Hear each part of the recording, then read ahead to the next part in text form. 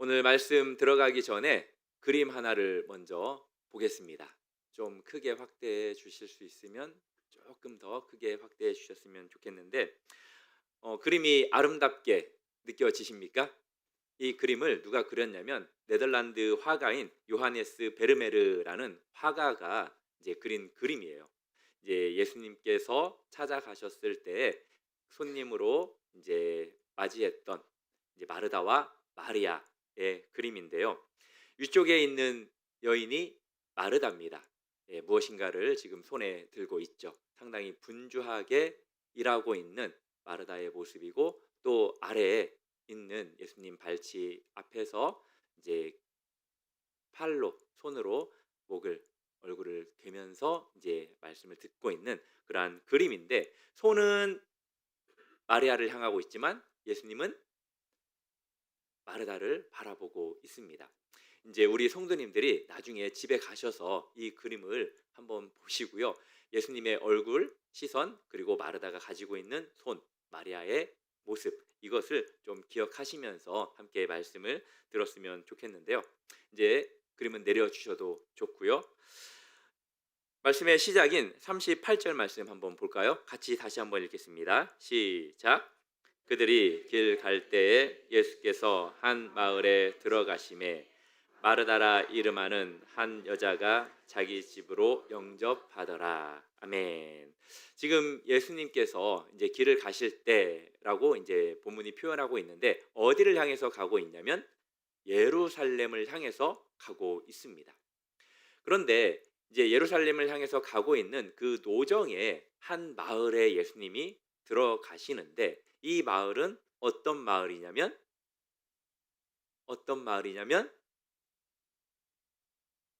일부 때는 답을 다 잘해 주셨는데, 베단이라는 마을입니다. 베단이라는 마을은 예수님에게 있어서 아주 친근한 마을이에요. 이곳에 가까이 지내는 사람들이 살아서 예수님께서는 이 베단이라는 이 마을을 자주 왕래했습니다. 이곳에 누가 살았냐면 바로 오늘 본문의 주인공들이 살고 있었습니다. 누가는 특별히 마르다라 이름하는 한 여자가 예수님을 영접했다라고 하면서 마르다의 이름을 언급을 해요. 그냥 언급한 것이 아니라 여기에는 특별한 의미가 있기 때문에 누가가 그 의미를 드러내기 위해서 마르다의 이름을 언급을 합니다. 혹시 우리 성도님들 마르다가 가지는 이름의 의미가 무엇인지 아는 분 계실까요?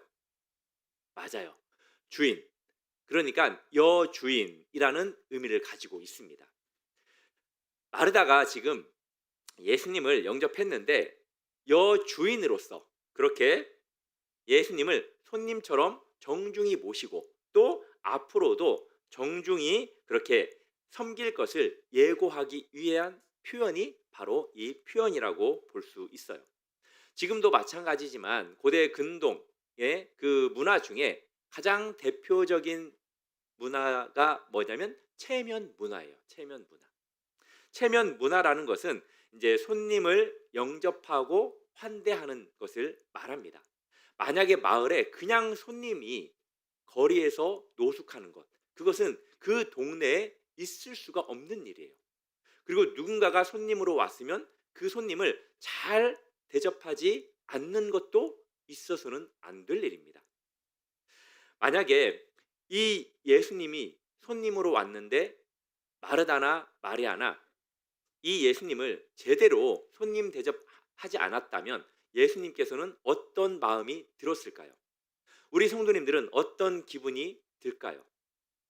수치심, 당혹감, 그리고 창피함, 이제 심지어는 굴욕감까지도 느낄 수 있어요. 그런데 우리가 이제 만약에 누군가에게 환대를 잘 받으면, 대접을 잘 받으면 어떤 기분이 들어요? 아무 기분 안 들어요? 그렇죠? 이제 자부심, 기분 좋음, 만족감, 그리고 이제 고마움, 이제 그러한 기분이 들잖아요. 손님 대접하는 것이 매우 중요할까요? 중요하지 않을까요? 네, 상당히 중요합니다. 성경에 보면은 손님을 잘 대접해서 세상 표현으로 큰 복을 누린 사람들이 있어요. 대표적인 인물이 창세기의 믿음의 조상인 아브라함이죠. 히브리 기자가 히브리서 13장에 부지 중에 그렇게 손님을 맞이한 그 아브라함이 손님을 맞이했다라고 표현을 하고 있습니까? 아니면 누구를 맞이했다라고 표현하고 있죠? 천사를 맞이했다, 천사를 대접했다라고 표현이 되어 있습니다. 그리고 여호수아서를 보면은 기생 라합의 이야기가 나오죠. 두 명의 정탐꾼을 믿음으로 맞이합니다. 그 믿음으로 맞이한 그 정탐꾼들 때문에 결국 기생 라합 그리고 그 모든 가족들이 무엇을 얻게 되죠? 구원을 얻게 되는 것을 보게 됩니다. 심지어 이제 성경에 보면은 신약 성경에 이제 초대교회에 여러 직분 가운데 감독을 세우는 직분이 있었어요. 이제 감독이라는 직분이 있는데 그 자격 기준 중에 이 내용도 들어간다는 거예요. 이제 감독의 기준이 여러 가지가 있는데 책망할 것이 없는 자, 그리고 고집대로 하지 않는 사람, 급히 분내지 않는 사람, 선행을 좋아하고 신중하고 의로우며 거룩하며 절제하는 분을 이제 감도 직분으로 이렇게 세우는데 이 사람이 가져야 할 또 다른 아주 중요한 그러한 자격이 뭐냐면 손님을 대접하는 것을 좋아하는 사람. 이러한 사람이 감독자라는 거예요. 그런 면에서 우리 성도님들은 어떻습니까? 혹시 손님 대접하기를 좋아하십니까? 아니면 절대 손님이 안 왔으면 좋겠습니까? 이 설교를 했더니 일부 예배 끝나고 한 성도님께서 우리 집에 신방 와야 되는 거 아니냐고. 네, 제 마음속에는 이제 그분이 은혜를 받고 손님으로 맞이하고 싶구나라는 그 생각을 제가 가졌습니다. 저 혼자만의 해석인지는 모르겠지만 맞을 거라고 생각이 들어요. 네, 사도 바울이 그래서 손님 대접하기를 힘쓰라라고 그렇게 이야기를 합니다. 이 손님은 어떤 면에서는 이제 나그네를 의미하거든요. 예수님께서 관심 가지시는 분, 하나님께서 사랑해 주시기를 원하시는 분, 내가 사랑하지 못하니까 너희가 대신 사랑하라라는 그런 의미로 우리 성도님들이 해석하시면 되겠습니다. 마르다는 손님으로 오신 이 예수님을 위해 이것저것 열심히 준비합니다. 40절에 보면은 준비하다라는 이 말씀 앞에 숫자 2가 있어요. 좋은 성경책은 다 있어요. 자기 성경책 한번 보세요. 이 준비하다라는 이 단어 앞에 숫자 2가 있는데 이제 하단에 보면은 풋노트에 뭐라고 써 있죠? 각주를 보면은 봉사하다라는 말이 기록되어 있습니다. 봉사하는 일, 이것을 마르다는 아주 중요하게 생각했다라는 거예요. 그런데 이 봉사하는 것이 문제예요, 문제가 아니에요? 근본적으로는 문제가 아닙니다. 그런데 지금 마르다에게는 문제가 돼요. 왜 그러냐면 그 이유 때문에 그렇습니다. 그의 마음이 분주하기 때문이에요. 이제 분주하다라는 이 말은 헬라어로 페리스파오라는 단어인데 어떤 의미를 가지고 있냐면 여러 방향으로 끌려다니다라는 의미를 가지고 있어요. 분명히 분주한 건 좋은 거예요. 결코 나쁜 건 아닙니다. 그렇지만 분주한 게 마냥 좋은 건 아니에요. 우리가 분주할 때는 우리의 몸도 이쪽으로 갔다가 저쪽으로 갔다가 우리의 생각도 이 생각했다가 저 생각했다가 하지 않습니까? 그런 것처럼 여러 방향으로 끌려다니기 때문에 한 곳에 집중하지 못하게 된다는 거죠. 영성 지도자이며 작가인 안토니오 드 메로라는 사람이 이런 말을 했습니다. 한번 띄워주시겠습니까? 같이 읽어보겠습니다. 시작.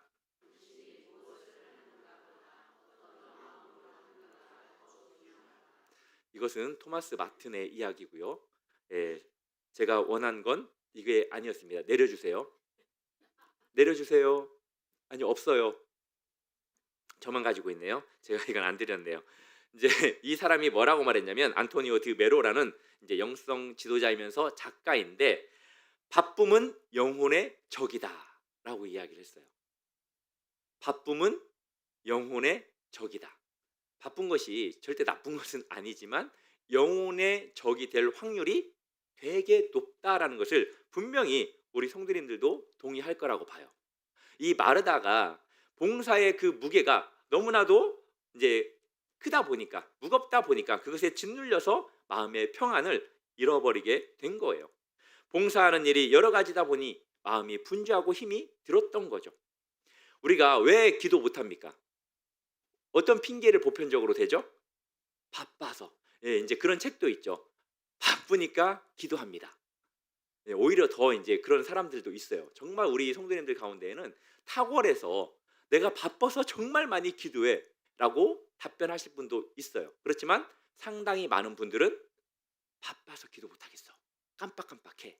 성경을 왜 못 읽어요? 시간 많아서 못 읽어요? 예, 시간이 없어요, 희한하게.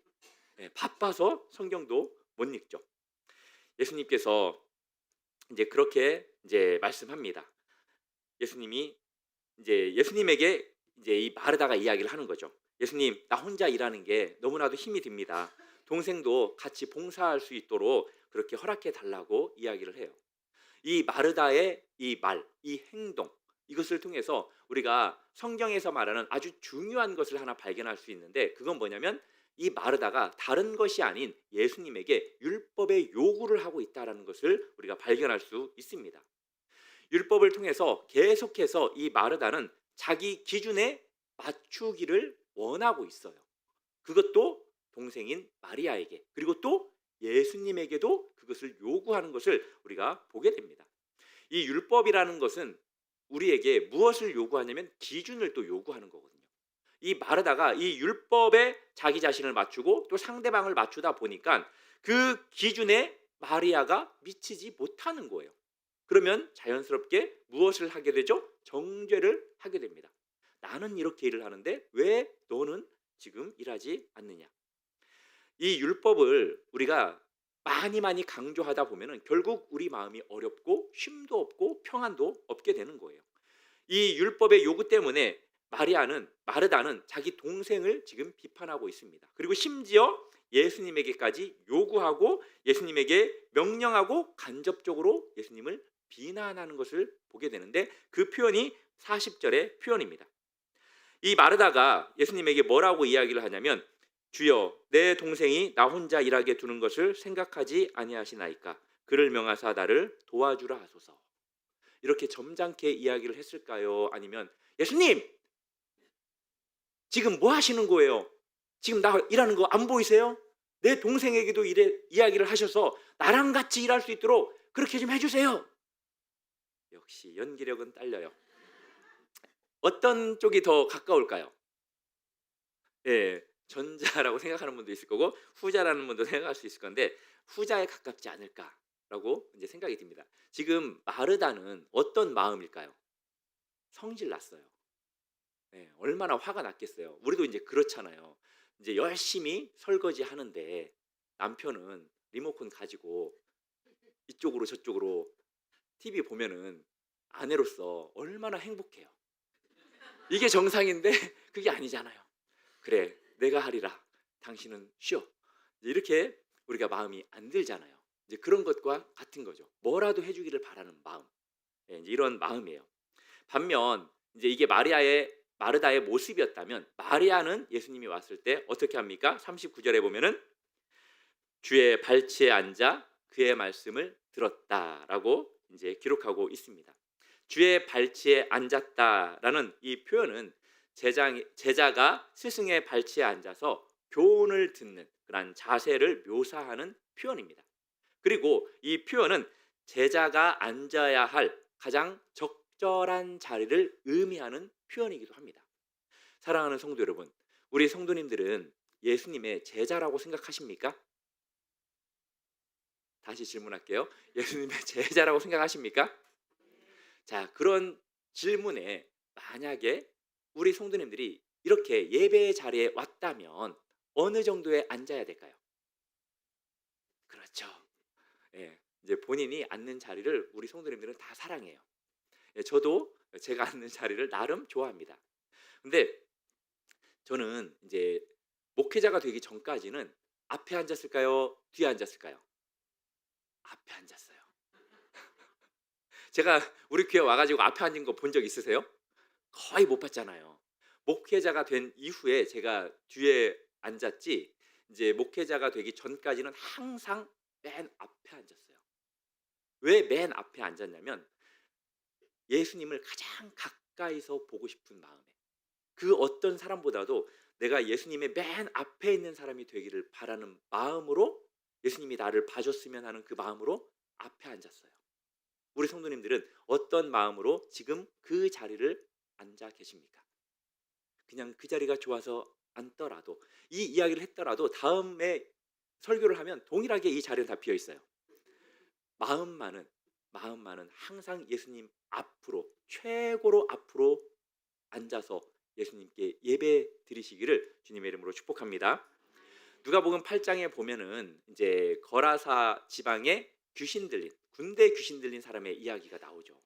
너무나도 많은 군대가 자기 마음에 귀신으로 들어와 있는데 군대 귀신이 들어와 있는데 예수님이 쫓아내 주시죠.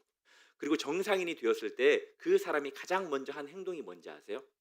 예수님 발 앞에 앉아서 예수님의 말씀을 듣기를 원했다라는 거예요. 예수님, 내가 예수님을 떠나지 않기를 원합니다. 예수님과 함께하기를 원합니다. 라고 합니다.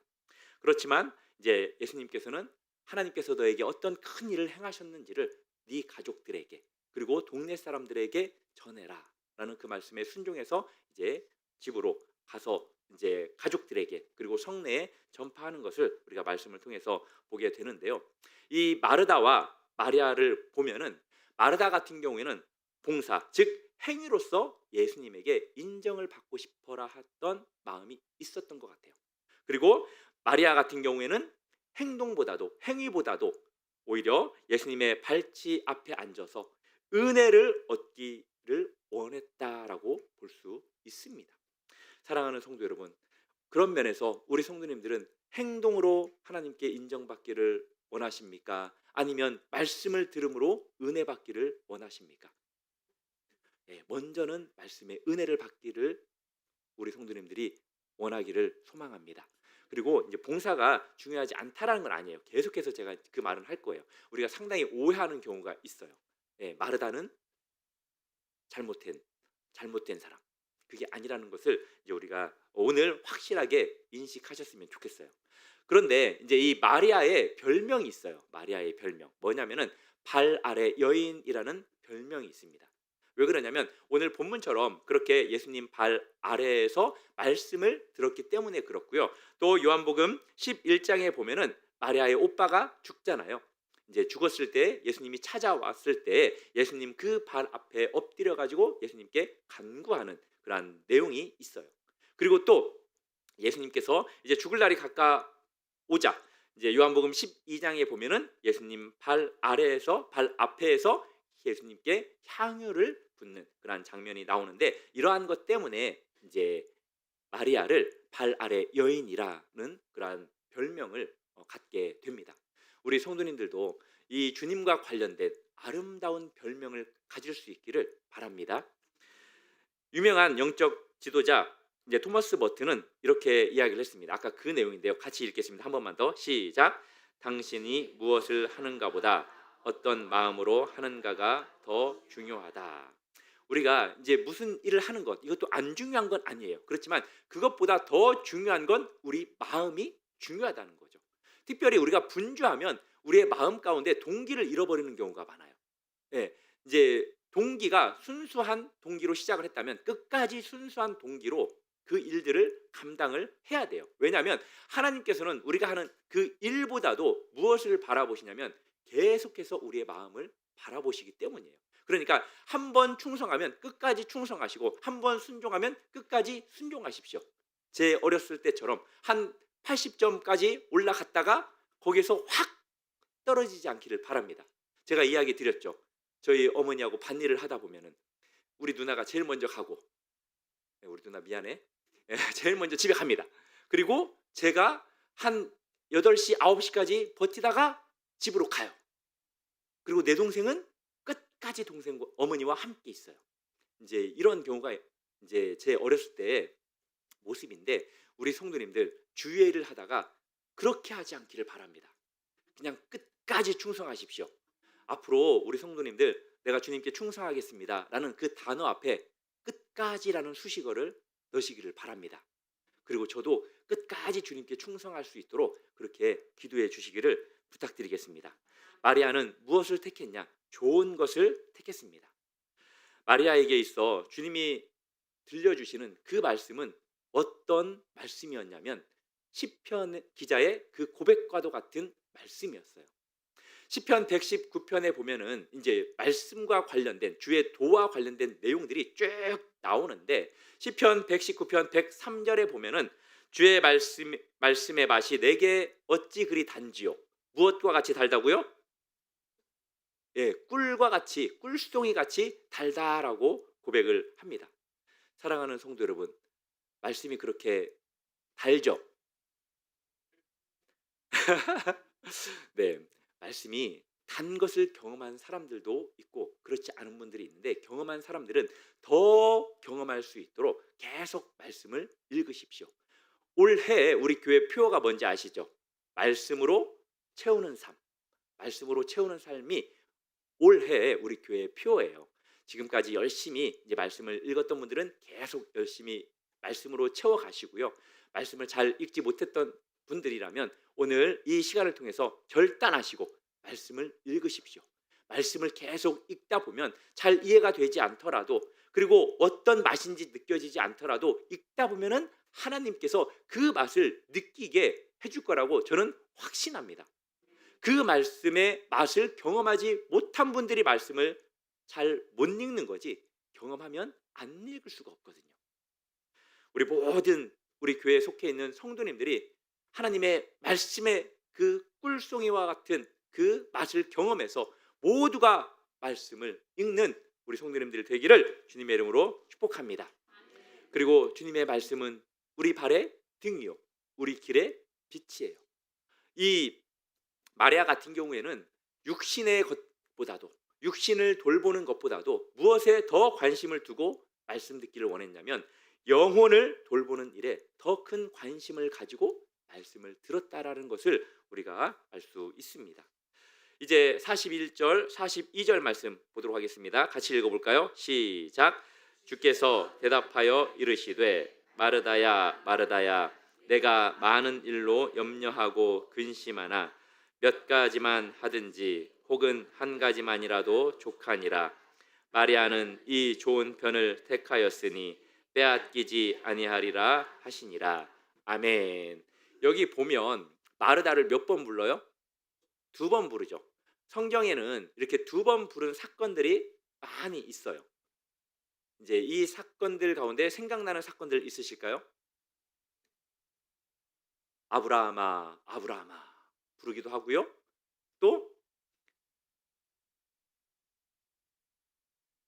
기억이 안 나십니까? 예. 또 어떤 모세야 모세야 부르기도 하고요. 그다음에 사울아 사울아 부르기도 합니다.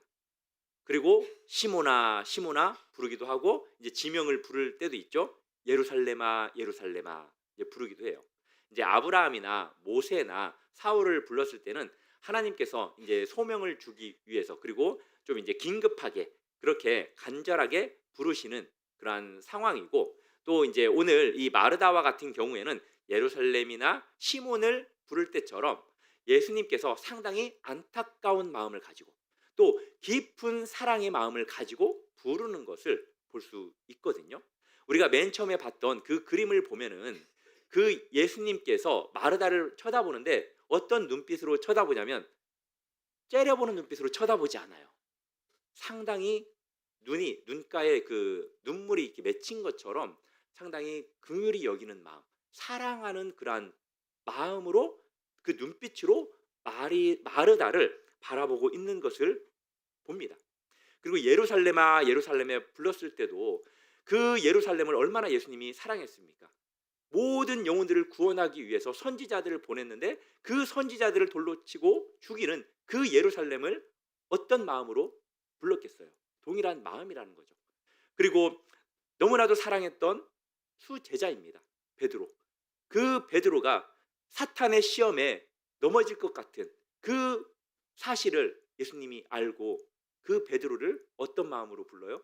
안타까운 마음으로, 사랑하는 마음으로 그렇게 부르는 것을 보게 돼요. 우리가 이제 마르다에 대한 편견을 상당히 가지고 있는데 잠깐 그 오해를 우리가 좀 풀었으면 좋겠는데 마르다는 나쁜 사람, 마리아는 착한 사람. 이제 이게 아니에요.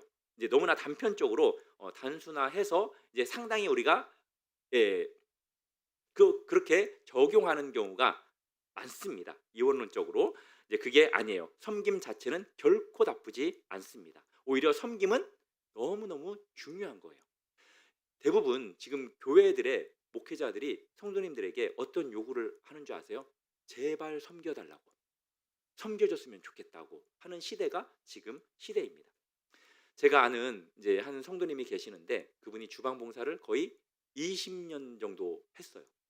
이제 권사님이신데 그래서 권사님 어떻게 그렇게 20년씩이나 하셨냐고 라고 이제 제가 물어봤었거든요. 그랬더니 권사님이 그런 이야기를 하시더라고요.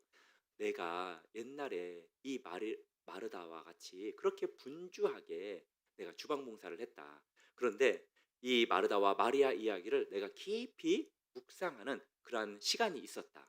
그 시간을 통해서 내가 이제 이 주방에서 봉사를 하지만 내 마음은 주의 발치 앞에 앉아 있는 그 모습으로 내가 이곳에서 봉사하고 있다.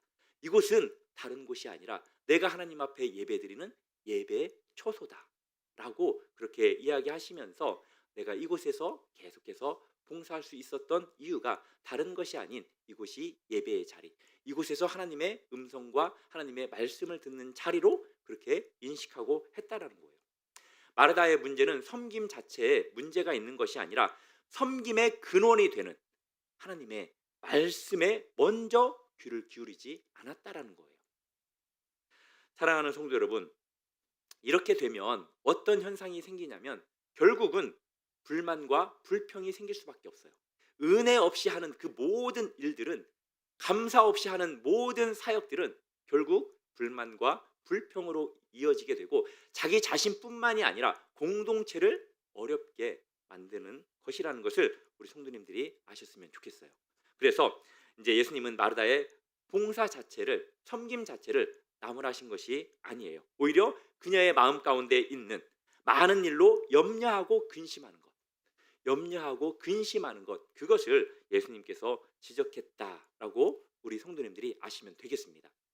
그리고 누가는 여기에서 이제 의도적으로 마르다의 많은 것 그리고 마리아의 적은 것, 이 많은 것과 적은 것을 이제 비교해서 가르쳐 주는데 42절에 보면은 몇 가지만 하든지 혹은 한 가지만이라도 족하니라 라고 이제 기록이 되어 있습니다. 몇 가지만이라는 그 단어 앞에 숫자 3이 써 있고 풋노트에 보면은 상당히 긴 내용이 써 있죠. 이제 긴 내용이 써 있는데 결국 중요한 건 뭐냐? 한 가지만으로도 족하다라는 거예요.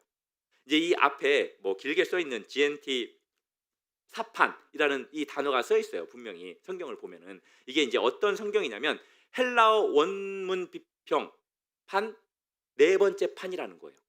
헬라어 원문 비평 네 번째 판. 그렇게 우리 성도님들이 아시면 되겠습니다. 그런데 이제 이 말씀이 의미하는 게 뭐냐?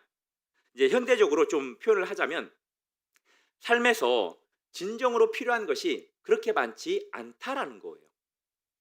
우리가 상당히 진짜 필요한 것이 많다라고 생각하지만 삶에 진정으로 필요한 것이 그렇게 많지 않다. 실제로는 단 한 가지가 중요하며 그것에 집중하는 것만으로도 충분하다라는 의미가 바로 이 표현입니다. 좀 더 이제 다른 표현으로 해석을 하자면 여러 활동으로 인해서 마음이 분산될 필요가 없이 가장 필요한 한 가지, 예수님과의 관계, 그분의 말씀에 집중하는 것이 진정한 충족을 가져다 준다라는 의미예요. 사랑하는 성도 여러분, 많은 것들, 그것이 있어야 우리가 잘 살 수 있다. 많은 것들이 우리가 있어야 답을 얻고 또 잘 지낼 수 있다. 그게 아니라는 거예요. 모든 문제의 답은 누구에게 있어요? 하나님에게 있어요. 그리고 이 말씀 속에 이 세상에 모든 문제가 있다라는 것을, 모든 문제에 답이 있다라는 것을 믿으시기 바랍니다. 다른 것에서 답을 찾으려고 하지 마시고요. 하나님 말씀에서 답을 찾으려고 노력하십시오. 그러면 그 문제에 대해서 분명 하나님은 확실하게 답을 주실 것이라고 믿습니다. 마르다는 많은 것으로 오히려 염려를 하고 있고요. 마리아는 한 가지로 오히려 만족하고 있는 것을 볼 수가 있습니다. 그것을 좋은 편이다라고 예수님은 말씀하시면서 마리아는 그것을 선택했다라고 말하고 있죠. 세상의 많은 것들은 결국 시들어버리는 들의 풀과 꽃과 같다라는 거예요. 그러면서 한 가지로 만족한다라는 것, 좋은 것은 결국 시들지 않는, 변하지 않는, 사라지지 않는 하나님의 말씀을 의미합니다. 이사야 선지자가 이사야 40장 8절에서 어떻게 말씀하고 있죠? 풀은 마르고 꽃은 시드나 우리 하나님의 말씀은 영원히 서리라 하라. 아멘.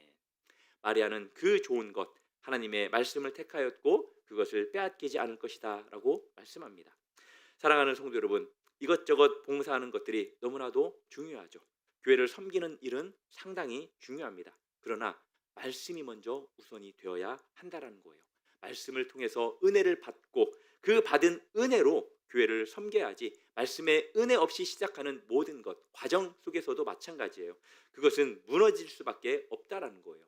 자기의 힘과 노력과 열심으로 하는 일은 결국 자신의 마음도 어렵게 만들고 누군가를 정죄할 수 있을 확률이 높습니다. 따라서 교회는 모든 일을 무엇으로 되어져야 하냐면 은혜로 되어져야 돼요. 믿으십니까? 은혜가 우선입니다. 이제 영국의 복음주의 신학자 제임스 패커라는 분이 다음과 같이 이야기했습니다. 우리 같이 한번 읽어볼까요? 시작. 하나님의 말씀이 우리 영혼의 묵상이 될 때 그것은 우리의 행동에 힘을 부여한다. 우리가 왜 사역하다가 일하다가 왜 불만과 불평이 나오냐면 힘이 딸리기 때문에 그래요. 어떤 힘이냐면 은혜의 힘이에요. 결국 말씀을 통해서 은혜를 받으면 그 말씀의 은혜의 힘이 우리가 일할 수 있도록 끝까지 우리를 견인해주고 밀어준다라는 거예요. 믿으십니까?